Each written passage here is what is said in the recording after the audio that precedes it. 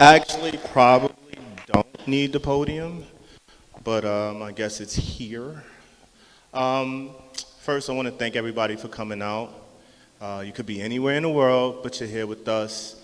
And that is never going to be lost on me. It's been a long time since I've been on a microphone in front of people live, but just like then, I know now if I make a mistake, you didn't even know, so I can just keep on going. So that'll be great. And before we get started, I want to thank you guys again for coming out. I want to thank all of the speakers who spoke. They had incredible statistics, incredible stories, and a lot of those things resonated with me, especially the last speaker, a lot of the things that she said. I deal with a lot of that and a lot of the kids that I talk to across the country. So that was really powerful. And everyone else who spoke, I want to thank you. And again, thank everyone for coming out and sharing your greatest commodity, your time. And when I say no time, it's something that I experienced traveling this country, talking to at-risk youth, talking to college students, talking to released inmates, talking to all walks of life. And I would tell them one thing: now you're here, it's time to trust your process.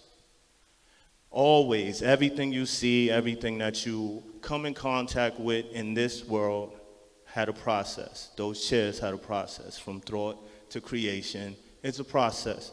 The tree had a process. We had a process from conception on. Everything has a process. And if you start with the knowledge of knowing that there is a process to everything, then you can deal with what you're going through much differently than if you think you're alone and you don't know where to start. Because everything starts somewhere and gets to it. It's not always a finished product. A chair is here now. But before a chair was here, there was a thought. Before it got here, there was a process of, okay, a design. Okay, let's put it together. And then it got from wherever it was to here, whether that was through transport, everything has that process. So when I talk to them, I would tell them, trust your process. But then as I would continue to travel and then go back and visit them again, I would notice that they were going through a process, but it wasn't having the desired effect. Now, I came up with the process through my own life, something that I thought would be helpful to them, because I went through a process. I went through a process of growing up. I'm a Jersey guy. I don't know if anybody here is from Jersey. All right, it's always one in the crowd. And I'm a Jersey guy, and I grew up in East Orange, New Jersey, and I moved to Atlantic City, New Jersey. My mother thought she was moving me to a safer place. That was a process for her. She was raised in a place, she thought she wanted better for her children, she moved us. When we got to Atlantic City, we found out it was no better. But that was fine, I went through a process. And at some point in my process, I was smartest kid in the class. At some point in my process, I came from a good family, had mother and father in the house. At some point in my process, I made a decision that I was going to be part of what Atlantic City was, as opposed to being part of what I was being taught. So I made decisions on my process that were contrary to what I knew. So when I went to talk to younger kids, I understood where they were coming from. Sometimes you're enveloped by where you are. And sometimes where you are seems insurmountable. So if I'm here and I don't think I can get out, then I'm entrenched. So I dig in. So when I went to talk to them, I would relate to them. Hey, I know where you're coming from, da-da-da. I never thought I would see 25 years old. By the time I was 21, I was behind a gun twice. But I'm still here. That's what I would tell them. I'm still here. I would go to Chicago, and I met a kid, he was 17 years old. He'd been shot 19 times. He'd been shot more times than he had actually been on this earth.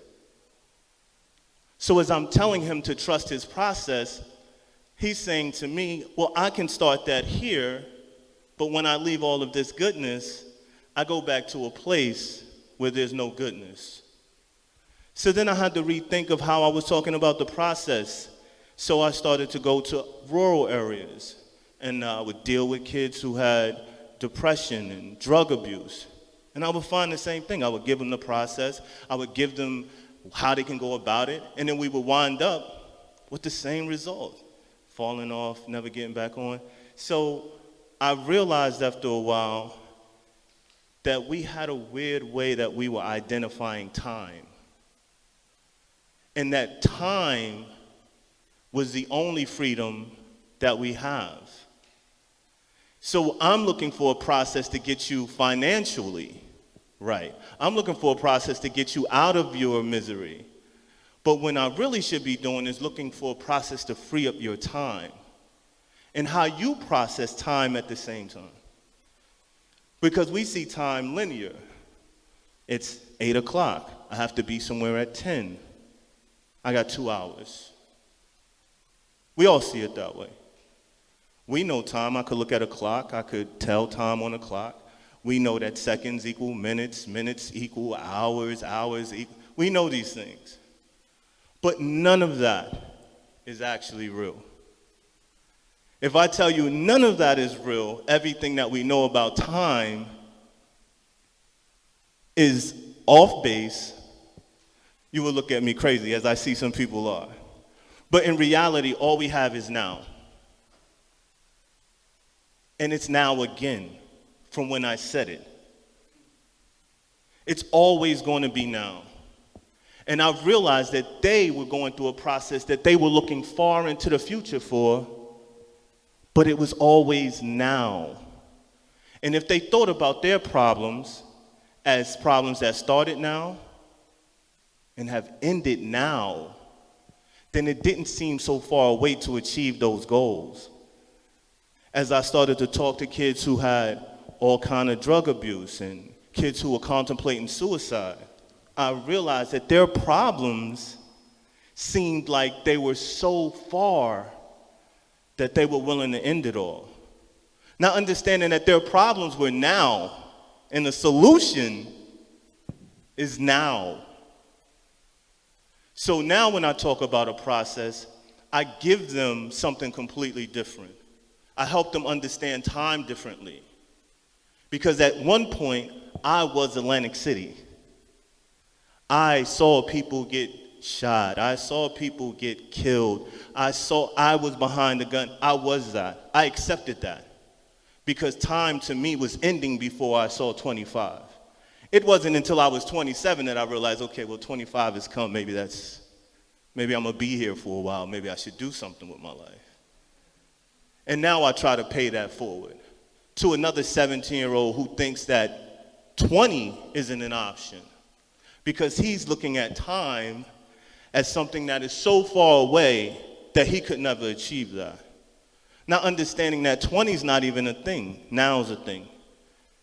Because time is infinite. Life is finite. But the number of nows that happen are infinite. Because I can read about things that happened 300 years ago. Time was still there. It was still now then. It's still now. Someone will be reading about things that have happened today, 200 years from now. So now we have to go through a process. Now, what do you tell somebody who doesn't have any dreams? What do you tell somebody who only knows destruction? I tell them, let me break down the process for you. First, we start with the P. And you have to persevere. And then someone always says, well, how can I persevere from the beginning? Like, what does that mean? Because perseverance is a mindset. You have to prepare yourself for whatever it is you're going to go through. I don't know what you're going to go through, but there are going to be trials, there are going to be tribulations. I don't care who you are. You're going to encounter things that are going to be obstacles for you, and you have to be mentally prepared to overcome. Those aren't physical things. People don't give up because they're not physically strong. People give up because they lose hope. So you have to start by persevering. You have to be ready. When you're going your journey, you have to be ready to persevere whatever comes in front of you. Whatever comes in front of you. And you have to excuse me if I mumble my words. I get so passionate about this. I get passionate about the youth. I get passionate about people. I get passionate about being a human and being humane. So I tell them to persevere. The next thing I tell them is you have to research. I don't care what you want to do. You have to know something about it. You're going to have to research whatever it is you want to know. If you want to be a musician, you need to research musicians. You need to find out if you want to be a pianist, and you need to find out what the keys are, what they look like, what they sound like, which one is. Do your research. That's something you can do so easy nowadays. I'm a child of the 70s. We didn't have Google. We had Encyclopedia Britannica. It was very different finding information at that time. And in my house, I think we were missing like 8 or 9 of the letters. I couldn't get all of the information. It's very different now. It's a very different world we live in. No problem. You can get on your phone. You can find any information you want. We are in an information age. Research it. The next thing you need to be able to do is get organized. Take your information, get it organized. See what's pertinent to you. You have to block out everything else. What works for me? Because what works for you might not work for me. What you need might not be what I need. So as I organize my information, I have to tailor that information to my needs. Now it's time to be a little selfish on your journey. Because everything from here on out is going to be dictated by you. So why are you taking in what someone else needs?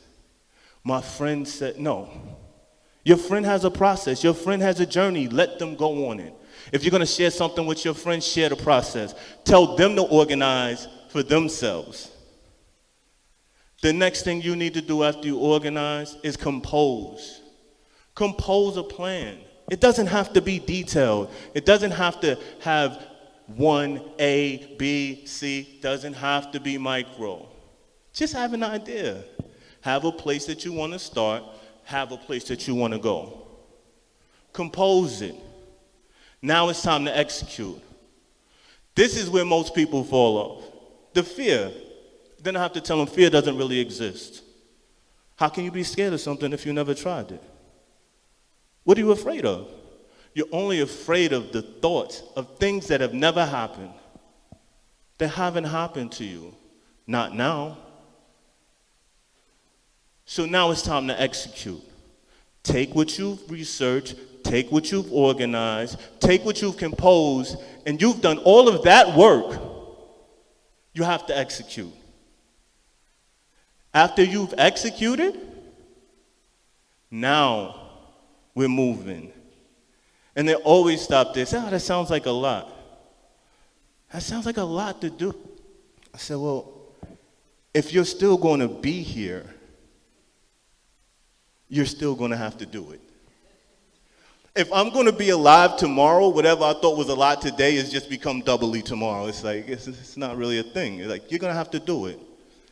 So now we've persevered, we've researched, we've organized, we've composed, we've executed. So now it's time to take a break with them. It's time for me to look at people and say, okay, you've done a lot of work here. It's been good. Everybody's making moves. That's great. But how are we looking at the time now? Are you expecting this to happen now overnight? Because the next step in the process is going to end it for you. Are you going to be happy with what you've done? Or are you going to look at it as if this is the end because you've done all of those steps? You have to continue to move. This is where we start the perseverance again for them. I help them understand. This is why we're persevering. Because when I finished my process, when I went into a studio and made a song, and I had to first find the music, then write the song, then rehearse the song, then go into the studio, then record the song, and then leave the studio. No, I thought I was going to go right, and no, I didn't. I gave it to someone. They said, you can try again. I have to go back in the studio and go through that whole process again. At the time, I didn't look at it that way. But now I can look at it and say, listen, I didn't get a Grammy by doing one song. I did 1,000 songs to get one song that people liked. So now when I'm looking at them, I'm telling them, don't look at time as a finished product, as the chair that you see. Look at it as a whole process and stop looking at time linear. Look at time as now. What you do now is all that matters. There's no tomorrow. When you get to tomorrow, they're going to say it's today. There's no tomorrows. There's only todays. There's only nows. So as I'm looking at everybody here, I feel the same way. We've all went through a process to get here. We all understand that it's a journey that we're on because we've gotten to a point that we can look back and say, well, that was a journey. I've been here 41 years now. That's a long time. No offense to anyone who's been here longer than 41 years. I'm told it gets better. I'm told it gets better. I hope to see it. But as I go through these processes, I'm very passionate about the children. I'm very passionate about the youth. No, she looks beautiful. Her smile is amazing. Her smile is amazing. It's getting me going. It's getting me like so excited. But I'm always focused on trusting the process. Trust your process, whatever your process is. The S was smile. After you've executed, exhale, smile. Be happy in the now, that you've done something, that you've accomplished something. Because sometimes we get into a place of working to live and living to work. I saw a stat that said people work 2,000 hours a year on average. Some people are working 3,000 hours a year. It's only 8,700 hours in a year. You're working a third of the year. If you put on time that you sleep, 2/3 of your life is spent working. When do you breathe the air? When do you enjoy the fruits of your labor? We have to change the way that we view time, change the way that we look at the process, and make it tailored to what we need and what we need to do. And that's all I have. Thank you.